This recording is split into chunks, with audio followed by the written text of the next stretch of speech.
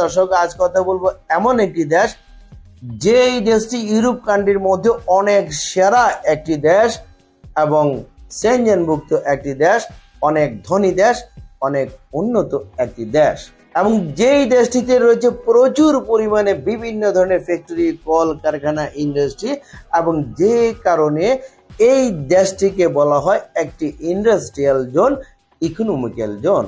এই ইন্ডাস্ট্রিয়াল জোনে রয়েছে বিভিন্ন ধরনের পেশাদারিত্বের এবং নন পেশাদারিত্বের বিভিন্ন পর্যায়ে বিভিন্ন পদে কাজের সুযোগ। এই দেশটির নাম হাঙ্গেরি।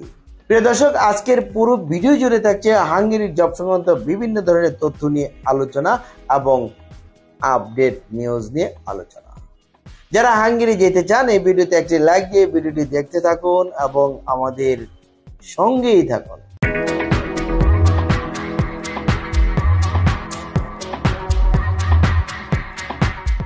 দর্শক, আপনারা জানেন আমরা হাঙ্গেরির জব ভিসা নিয়ে কাজকর্ম করছি। ইতিমধ্যে হাঙ্গেরির বেশ কিছু সফলতা আমরা পেয়েছি এবং বর্তমানে হাঙ্গেরির কাজ করা একেবারেই সহজ, একেবারেই কঠিন। সেটা কিভাবে?